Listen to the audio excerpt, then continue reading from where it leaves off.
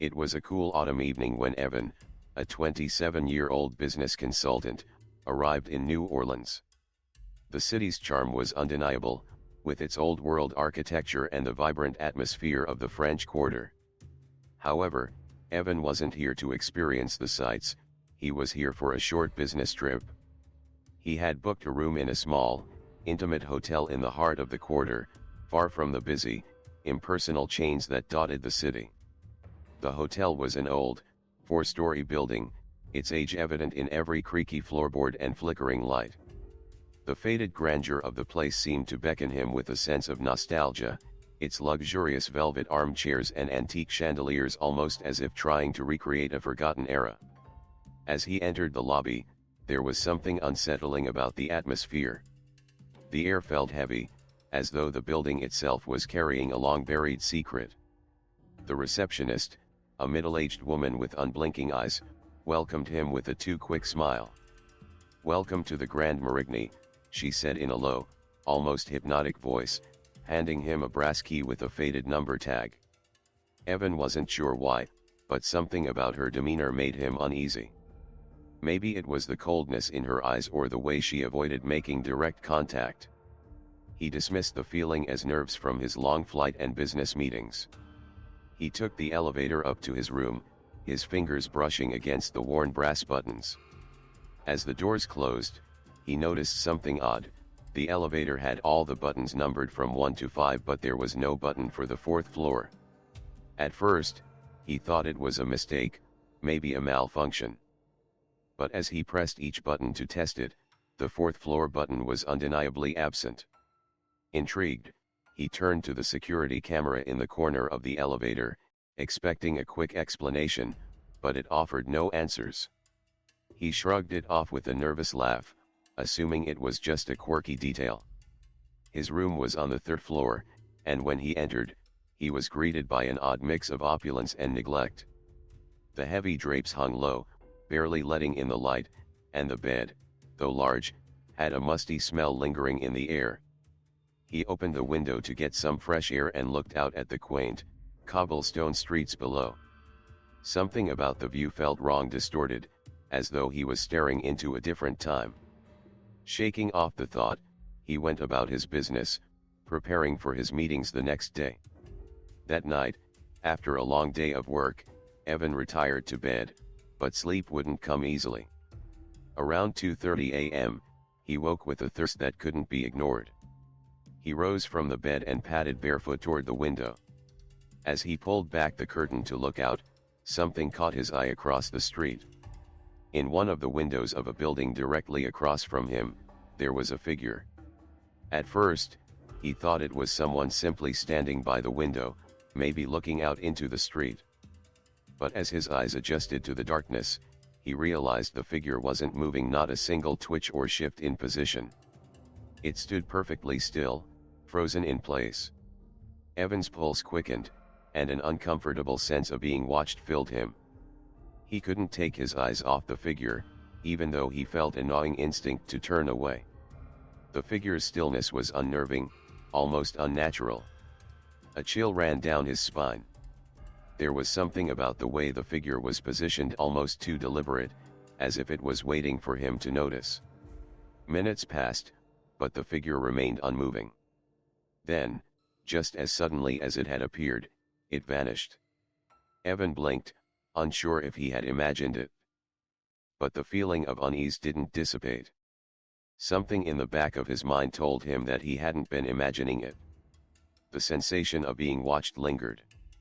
The next morning, he mentioned the incident to the receptionist, half-jokingly asking if there was anyone staying across from his room. To his surprise, the woman's face tightened. "There's no room across from yours," she replied, her voice curt. "That side of the building is unused." Evan laughed nervously, thinking she was just being dismissive. But the strange exchange left him unsettled. He couldn't explain why, but the more he thought about it, the more he felt that the hotel was hiding something. He resolved to keep an eye on things, telling himself he would check again that night. That evening, after another long day, Evan entered the elevator once more. The air in the hotel felt heavier than before, and the elevator, with its strange absence of the fourth floor, seemed to trap him in its small space.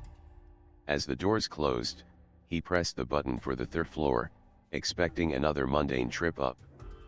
But this time, something different happened. The elevator did not stop at the third floor. It continued, rising higher than it should have. It didn't slow down, and Evan's heart raced as he realized that he wasn't heading to a floor that existed. The elevator continued to climb until, with a jolt, it came to an abrupt halt. The doors opened to reveal a hallway shrouded in darkness. The dim yellow lights above flickered weakly, casting long shadows on the cracked, peeling walls. The air was damp, filled with a stifling scent of mold.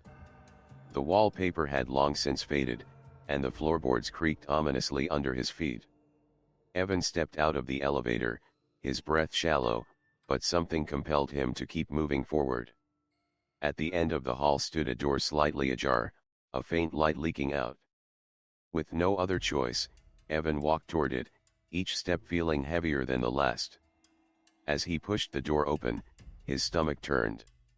The room inside was identical to the one he had rented earlier, but there was something wrong. The furniture was older, the bed sagging with age. The air was thick with decay. The windows were covered in grime, the mirrors cracked and fractured. It was the mirrors that caught his attention. The shards reflected an eerie message etched into the glass: "You shouldn't be here." Suddenly, the door slammed shut behind him, and panic surged through his chest. He turned, only to find the elevator gone, replaced by a solid wall. Desperation set in as he tried to find another exit, but all the doors were locked. He pounded on the walls, shouting for help, but no sound came from beyond the suffocating silence. Minutes stretched into what felt like hours. Every inch of the room felt like a prison, and the oppressive darkness seemed to close in on him from all sides. Finally, in a surge of panic, Evan managed to break open the door and sprinted into the hall, gasping for breath. But when he stepped out, the temperature had dropped. A bone-chilling cold gripped the hotel, and the atmosphere was so thick with dread that it felt as though the walls themselves were alive, watching him. Evan bolted down the stairs, his mind screaming at him to leave, to escape. As he reached the front door, he glanced back one final time. Standing at the top of the staircase, in the faint glow of a flickering light, was the same figure he had seen in the window the night before. The figure stood motionless, its hollow eyes fixed on him, and Evan realized, with a sickening clarity, that it had never left. He ran out of the hotel, his heart pounding in his chest. He never looked back. As he disappeared into the cold night air, the last thought that crossed his mind was a warning for anyone who would dare follow in his footsteps. To those who come after me, if you find yourself staying in the Grand Marigny, remember this: there are things that should not be seen, rooms that should not be entered, and floors that do not exist. The hotel's secrets are buried deep within its walls, and once you know them, there is no going back. Stay away from the fourth floor, and whatever you do, never let your curiosity get the better of you.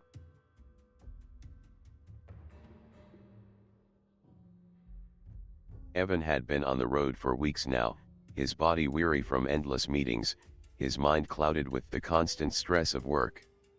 The grind had taken its toll, and he longed for a moment of peace somewhere quiet, somewhere he could rest. So, when his next stop brought him to a small, isolated hotel in the heart of Montana, he saw it as a blessing. The hotel was nestled among vast, barren fields, surrounded by nothing but stretches of snow-covered land. Its faded neon sign flickered weakly in the distance as he drove toward it, a beacon in the cold night, offering the comfort of solitude. The hotel itself looked like something out of a forgotten time, a single story, weathered and worn down by the elements. Its brick facade was cracked, and the old wooden doors creaked as they opened, welcoming him inside. The lobby was dimly lit, the air thick with the smell of old wood and dust. The receptionist, a woman with sharp, watchful eyes, looked at him as if she had been expecting him all along, though the lobby was completely empty. "You're the only guest tonight," she told him, her voice calm and unruffled. She handed him a key to room 4, the only room available. The key was heavy, old-fashioned, and made of brass, its tag a simple number 4, nothing more. Evan smiled, grateful for the simplicity of the place. After a long day of driving, the idea of spending the night in an isolated, quiet hotel was exactly what he needed. The receptionist gave him no further details, and he assumed the place was a small, no-frills motel catering to passing travelers. With a nod, he took the key and made his way to his room. Room 4 was nothing luxurious, but it had the charm of a bygone era. The walls were covered in old, faded wallpaper, the kind that might have once been elegant but now showed signs of wear and age. The bed was large, its wooden frame dark and polished, though the linens were slightly yellowed with time. The curtains were thick, blocking out any outside light, and the air in the room felt cool, with a dampness that suggested the building's age. Evan took off his jacket, put his things down, and sat on the bed, grateful for the brief respite from his hectic schedule. At exactly 9:10 p.m., as he relaxed and flipped through some old news articles on his phone, he heard a faint knock at the door. It was quiet at first, almost as if someone was tapping their knuckles lightly against the wood. Tap. Tap. Tap. It was rhythmic, deliberate, and not at all rushed. The sound didn't seem alarming, but it was odd enough for Evan to get up and check. He walked over to the door, peering through the peephole. The hallway outside was empty, with nothing but the dim lights flickering overhead. No one was there. He shook his head, chuckling at himself. It was probably just the wind, or his imagination playing tricks on him. He went back to his chair, but the sense of unease still lingered. Then, it happened again. Tap. Tap. Tap. This time, the knocking was louder, more persistent. It was as though someone was standing right outside his door, just waiting for him to answer. Evan hesitated, a knot forming in his stomach. He walked to the door again, peering through the peephole, but there was nothing, just the dark, empty hallway. No one. He stepped back, his heart racing for no reason he could explain. Maybe it was just the isolation playing tricks on him. He tried to convince himself that it was nothing. But the knocking didn't stop. It continued, soft but insistent, always the same pattern. Tap. Tap. Tap. He grabbed the phone from the nightstand and dialed the front desk. His voice trembled slightly as he explained the situation, feeling a bit foolish for doing so. The receptionist answered with a calm that almost unnerved him. "You're the only guest here tonight," she reassured him. "There's no one else in the hotel."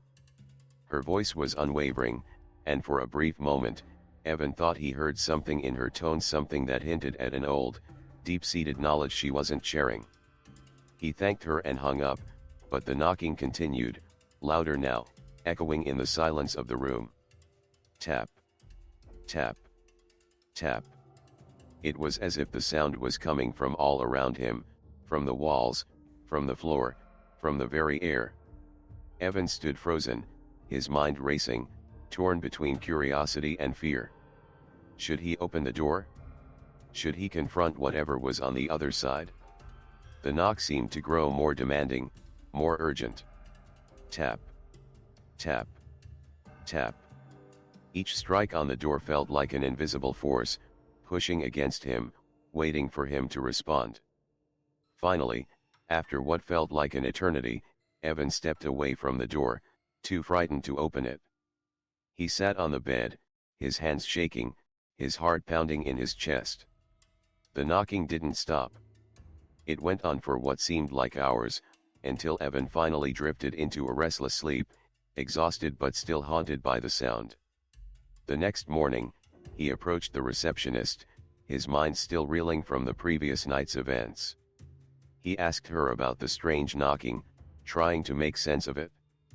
She looked at him for a long moment before speaking, her voice softer now, almost a whisper.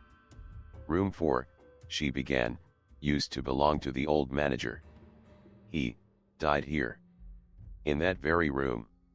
She paused, her eyes flickering toward the door as if something unseen still lingered there. "He was waiting for someone, but no one ever came." Evan's skin prickled.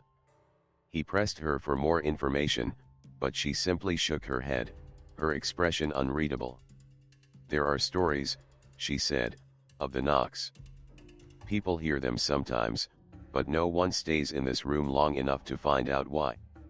Her tone was resigned, as if she had shared this tale countless times before, but had never dared to ask any questions herself. She added, almost as an afterthought, "He was waiting for someone, but he never stopped knocking. Not even in death." Evan's stomach twisted, a cold shiver running down his spine. The weight of the receptionist's words hung in the air, heavy with the chilling reality of what he had experienced. He tried to shake it off, but the unease wouldn't leave him. As he left the hotel, the sound of the knocks still echoed in his mind. But worse than the sound was the unsettling feeling that the knocking wasn't just confined to room 4, it had followed him. At first, he tried to dismiss it. He chalked it up to the lingering effects of the night's unsettling experience. But as he continued his journey, the knocks began to follow him. It started small, a soft, rhythmic tapping from the back seat of his car as he drove through the winding roads of the next town. At first, he thought it was the noise of the car itself, but the sound was too deliberate, too consistent to be anything natural. Tap. Tap. Tap. He tried to ignore it, but the noise only grew louder. In the days that followed, the knocks seemed to follow him wherever he went. In hotel rooms, in the dead of night, in the silence of his car he would hear it, always the same pattern. Tap. Tap. Tap. The sound grew so pervasive, so all-encompassing, that it felt like something was always just behind him, waiting. Something that had latched onto him in that hotel room in Montana. Evan's paranoia grew. He couldn't escape it. He'd hear the knocks when there was no one around, in places where they shouldn't be. The knocks became his constant companion, a reminder that some things from the past never let go. The sound was now a part of his life, a terrifying echo of the ghostly presence that had haunted him in room 4. He tried to rationalize it, tried to tell himself it was just a coincidence, that he was imagining things. But deep down, he knew the truth. Whatever had been waiting in room 4 had followed him, and it wasn't going to stop until it had what it wanted. To those who come after me, if you ever find yourself staying at a remote, lonely hotel in the middle of nowhere, and if you are assigned room 4, do not stay. The knocks are not just noises. They are a warning.